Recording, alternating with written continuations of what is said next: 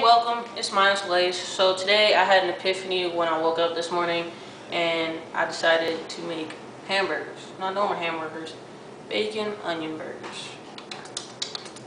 So we're gonna start as usual. As usually what I do. I'm gonna come over here. I have already pre-cooked bacon. It's not to the crispy crunch part of the bacon because it's gonna cook inside of the raw meat. So if I was to over crunch it and over crisp it, it'd just be overkill and you'll eat burnt bacon.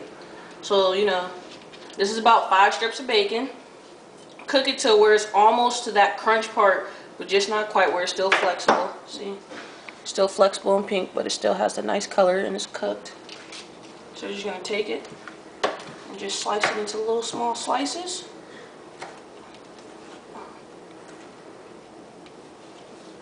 Just throw them in your meat. That's really it. Throw them in your meat. That's what I'm going to do. And talking about an epiphany. So I woke up this morning and I was like, wow, I really want something great to eat tonight for dinner. And I was like, what can I eat great for dinner? I was like, I got bacon in the fridge. I got hamburger meat in the freezer. I was like, bacon cheeseburgers. But I was like, no, like that's so classic. Like, I want to spice my life up a little bit because, you know, I am in culinary school and that's what I do.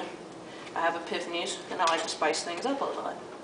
So I went to this place called the Cheesecake Factory, and they had macaroni and cheeseburgers, where they had 2 pieces of fried cheese macaroni, like cheese balls, like macaroni and cheese balls. They fried them, then they put it on the burger, then we had bacon on it, then I had extra cheese on it, and I had some onions and lettuce, and it was all good. Then I was like, you know, if I eat that, that's quite fattening. And, you know, last time I did have that, I did have a food coma where I was just asleep for the rest of the day. And I was like, well, I got stuff to do today, so I can't have no food coma.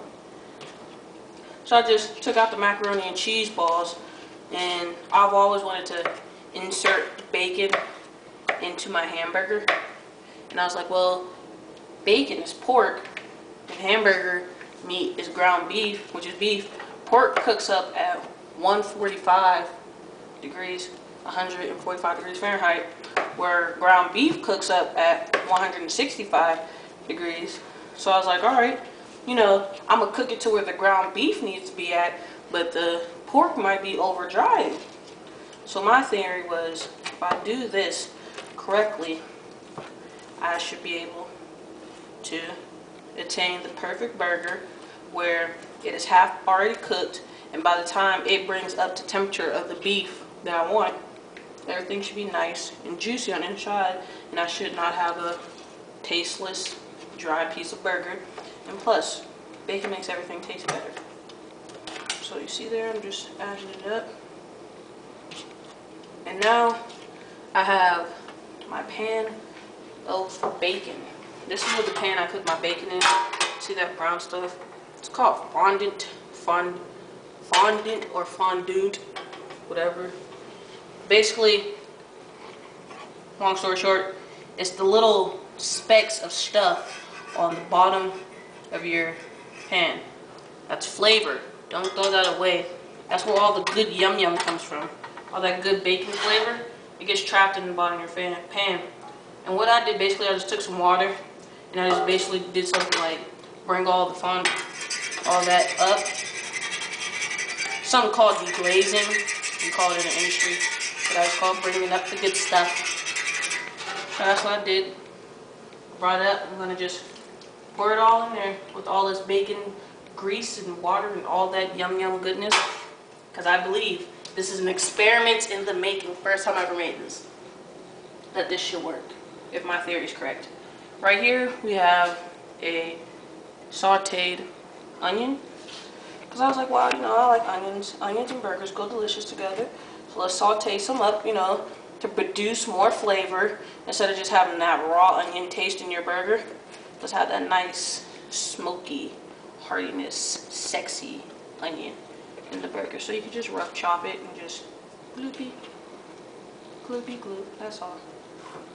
That's all you really need to do, Johnny. Just, you know, rough chop it to little slices. Don't be afraid if it starts to move away, let it move. Don't try to catch it. You see how that part moved and I was still holding on that? Don't try to catch it.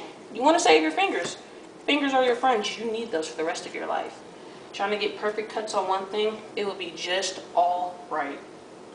You will live. You will survive. And these are just the ends and odds that fell off when I was sauteing them. So I just let them fall off. So I could just cut them. There's really no TV magic here today, guys. Doing everything right for you.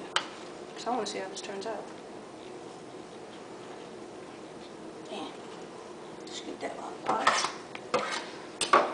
Alright. In this bowl, we have my bowl of spices. This right here, if people are wondering, like, what are these black things? That is a dried sweet bell pepper. I have them in the can. And I really like sweet bell peppers, and I really wanted something spicy and sweet at the same time. And then we have your seasoning salt. I put a little bit of thyme and rosemary in there because I like that. You know, give a little bit of character to the burger. And then, you know, the usual. I put seasoning salt in here this time, guys. I never usually do that, but I did it this time.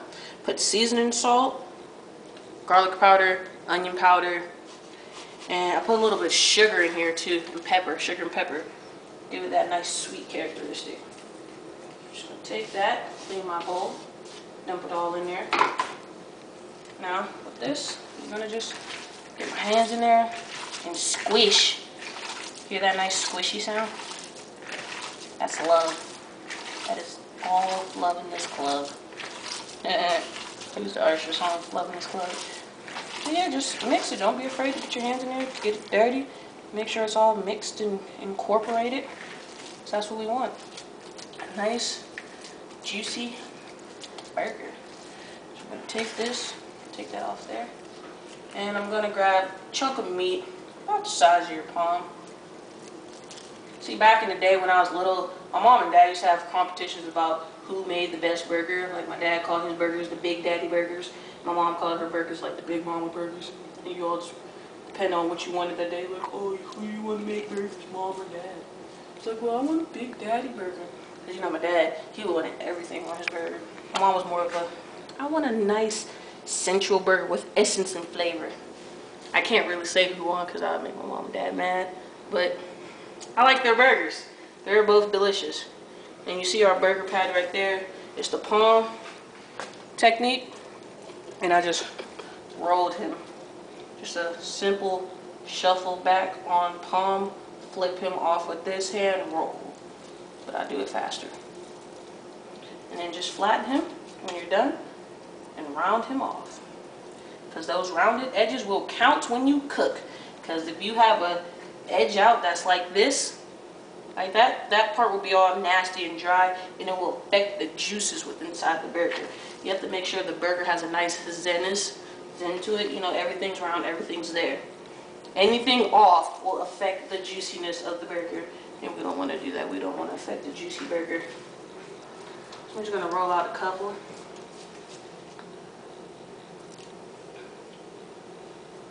And then I'm going to just take them, put them in my pan with a little bit of water.